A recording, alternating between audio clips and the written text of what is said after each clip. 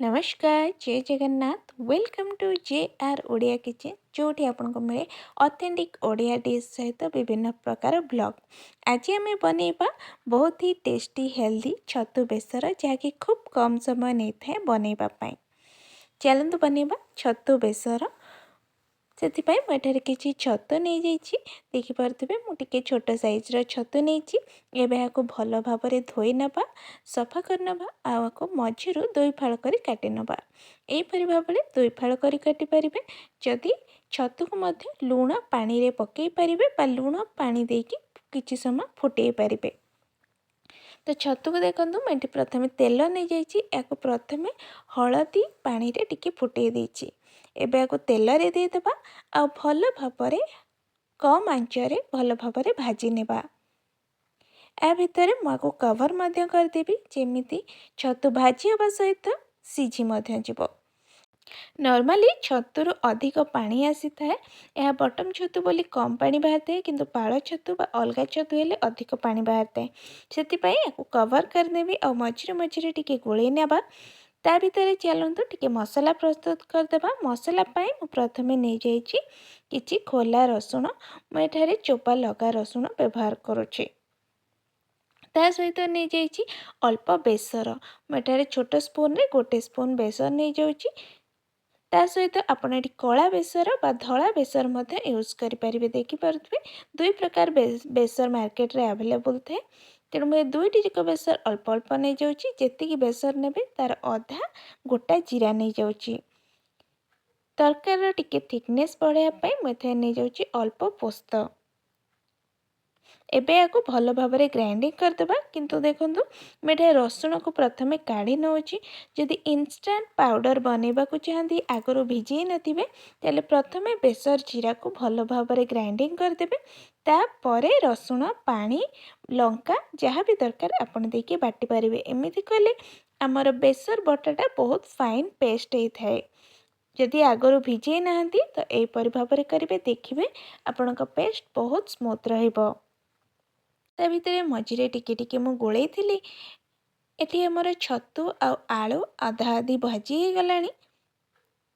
एबे एथिरे आमे ए पेस्ट को देदेबा। बेसर पेस्ट बेसी टाइम कषा है न थे बेसी टाइम कषिले है पिता लगी थाए। मैं टमाटो देनी केवल बेसर जीरा रसुण देछि। एबे आको हल्का गोळे नबा मात्र गोटे रु 2 मिनिट पर्यंत गोलौछि। ता भितर देदेवी अल्प लुण ता सहित अल्प हल्दी पाउडर कारण आम प्रथमे पानी रे पकई केवल हल्दी पानी रे पकई था आदि फुटई था केवल हल्दी और लुण अल्प देकी ही फुटई था जहाँ को आम छाणी दे था। से हल्दी लुण जी दरकार से अनुसार मापर पकई नवा। ता सहित देखंतु बेसर मसला को बेसी टाइम कसंतीनी मुझे ग्राइंडर कप रे जहाँ मसला अच्छी से टिके पानी ऐड करिकी एबे दे दोछे। एबे याको भल भाव गोळे नबा। आ जेबे भी आपण कौनसी करी बा तरकारी जहाँ भी बनाउछंती यदि अधारे पानी दउछंती सेथिरे हल्का उषुम पानी देबे ता द्वारा टेस्ट बहुत भल आसी थाए। एबे एथिरे अल्प पानी दे दबा आको किछि समय कवर करि दबा जेमिति आमर छतु आ आलू जहाँ भी अधा सीझी भल भाव सीझी जीव।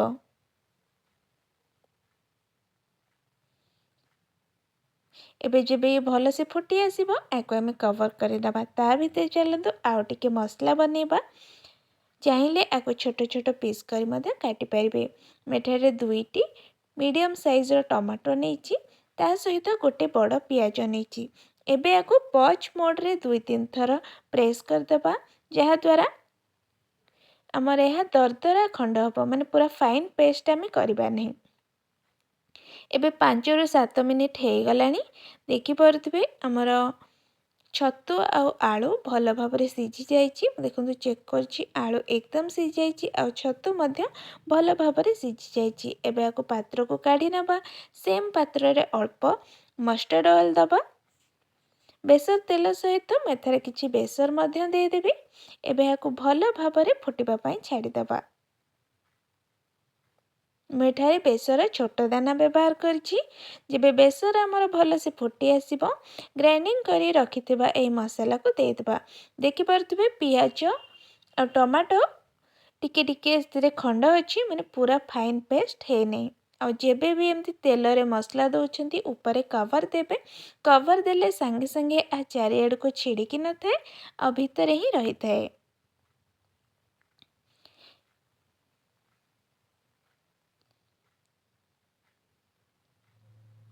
ନହେଲେ ୟାକୁ ଫାଇନ୍ ଚପ୍ କରିକି ମଧ୍ୟ ନେଇପାରିବେ। ଶେଷରେ ଏଥିରେ ଦେଇଦେବା ଅଳ୍ପ ରେଡ୍ ଚିଲି ପାଉଡ଼ର। ମୁଁ ଏଠାରେ Kashmir red chilli powder use କରିଛି, ଯାହା ଆମ ତରକାରୀକୁ ଟିକେ କଲର୍ ଦେବ। ତା ସହିତ ମୁଁ ଏଠାରେ ଅଳ୍ପ ଲୁଣ ନେଇଯାଉଛି, ଯାହାକି ଏହି ମସଲା ପାଇଁ ହିଁ ଦରକାର ପଡ଼ିବ। କାରଣ ଆମେ ଏକ୍ସଟ୍ରା ଏଥିରେ ପିଆଜ ଆଉ ଟମାଟୋ ନେଇଛେ। ଏହାକୁ ଭଲ ଭାବରେ ସେ ପର୍ଯ୍ୟନ୍ତ କଷିବା ଏଥିରେ ଥିବା କଞ୍ଚାପଣଟି କମିଯିବ। ମାନେ ଆମର ଏହା ପ୍ୟାନ୍ରୁ ଦେଖନ୍ତୁ ଅଟୋମେଟିକ୍ ଛାଡ଼ିବ। ଯେବେ ଆମର ମସଲା ରେଡ଼ି ହେଇଯିବ, ପିଆଜ ଆଉ ଟମାଟୋ ଭଲ ଭାବେ ଭାଜି ହେଇଯିବ, ସେଥିରେ ଆମେ ହିଁ ତରକାରୀକୁ ଅଜାଡ଼ି ଦେବା।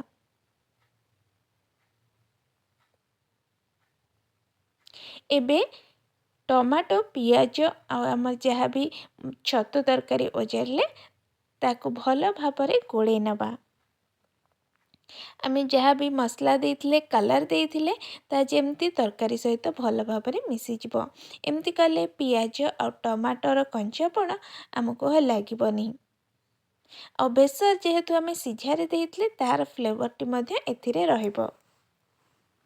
ଚାହିଁଲେ ଏଥିରେ ଆପଣ ଟମାଟୋ ବଦଳରେ ଆମ୍ବୁଲର ମଧ୍ୟ ବ୍ୟବହାର କରିପାରିବେ। ମୁଁ ଏଠାରେ ଯେହେତୁ 2ଟି ଟମାଟୋ ୟୁଜ୍ କରିଛି, ଆମ୍ବୁଲର ବ୍ୟବହାର କରୁନି। ଏବେ ତରକାରୀର ଥିକନେସ୍ ନିଜ ଉପରେ ଡିପେଣ୍ଡ କରେ। ଯେତିକି ଗ୍ରେଭି ପସନ୍ଦ ସେତିକି ଗ୍ରେଭି ରଖିକି ଏହାକୁ ବନ୍ଦ କରିପାରିବେ। ଶେଷରେ ଏବେ ଏଥିରେ ଦେଇଦେବା ଅଳ୍ପ ଧନିଆ ପତ୍ର।